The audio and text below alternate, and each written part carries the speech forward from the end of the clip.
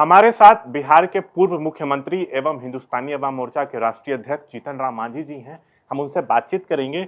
ETV Bharat में आपका sir स्वागत है।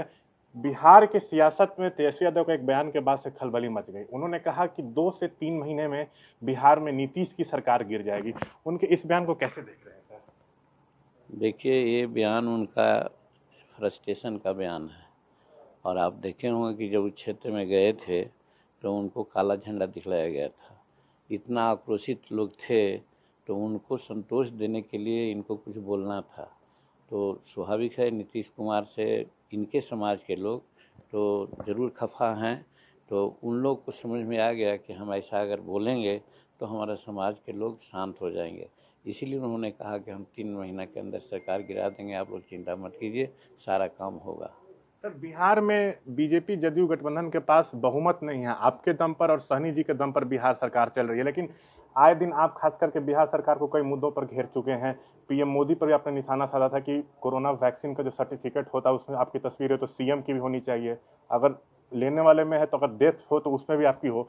तो कई बार सवाल उठता है कि क्या आप महागठबंधन में वापस चल जाएंगे, क्योंकि आरजेडी प्रमुख लालू यादव के बर्थडे के दिन तेज प्रताप उनके बेटे आपके घर आए, आपसे बातचीत भी कराया, तो और इस चीज को बल मिला कि क्या आप महागठबंधन में भी जा सकते हैं? देखिए, पर्सनल रिलेशन एक अलग है। हस्बैंड दूसरा पार्टी में रहता है और वाइफ दूसरे पार्टी में रहती है, भाई दूसरे में, बहन दूसरे में। हमारे के यहाँ गोविंदपुर में कौशल यादव माँ के साथ चुनाव लड़ गया था। तो राजनीतिक सोच अलग है। तो उसी प्रकार से लालू प्रसाद जी के जन्मदिन और उनके शादी की सालगिरह पर हमने उनको बधाई दे दी थी। इसीलिए तेज प्रताप आए कि सर हमारे पिताजी के लिए आप ये सोचे, तो हमको ऐसा लगा कि हम आपको कम से कम थैंक्स दे दें। बस ये मामला सिर्फ यही था। इसलिए उसको राजनीतिक चश्मा से नहीं देखना चाहिए और उन्होंने एक फॉर्मेलिटी निभाई है। और हम भी कहते हैं कि कोई भी नेता होता है, चाहे मरनी हो, चाहे जन्म हो, चाहे शादी हो, सब में लोग जाते हैं। तो वही परंपरा में वो लोग आए थे। एक चीज़। और दूसरी चीज़, जहाँ तक रही बात कि हम और हिंदुस्तानी अवाम मोर्चा के साथ साथ वो जो वीआईपी लोग हैं, हम लोग चट्टान की तरह एनडीए के साथ हैं। और एनडीए में जब तक हम लोग रहेंगे कोई गड़बड़ी नहीं होगी।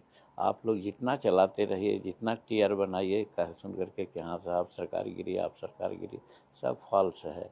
और हम समझते हैं, अभी हाल में हमारी मुलाकात भी हुई है मुकेश सहनी से।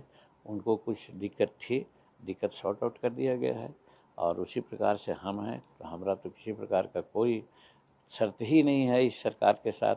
हम एकदम बिना शर्त के इनको साथ दे रहे हैं और साथ देते रहेंगे, क्योंकि हम जानते हैं कि कोई भी सरकार नीतीश कुमार के एवज में बाद में आएगी, वो इतना काम नहीं कर सकेगी वो सरकार जितना नीतीश कुमार जी ने किया है। एक चीज़। और दूसरा चीज़, जो हम शेड्यूल कास्ट के लोग हैं, शेड्यूल ट्राइब के लोग हैं, जिस पर अत्याचार जो की घटना होती है, तो अभी जो सत्ता पक्ष के लोग हैं उनके द्वारा नहीं होती है, जो विपक्ष में लोग हैं उनके द्वारा होती है।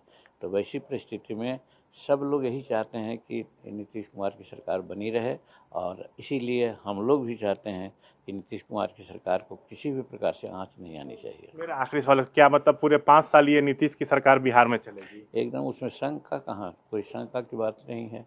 अब मेजोरिटी है 28 हैं, 122 में मेजोरिटी है, 28 हैं। तो 28 में हम 4 और 4 अलग हो जाएंगे तभी ना कुछ सोचा जा सकता है। तो वैसी परिस्थिति में ये सब बात आने वाली ही नहीं है।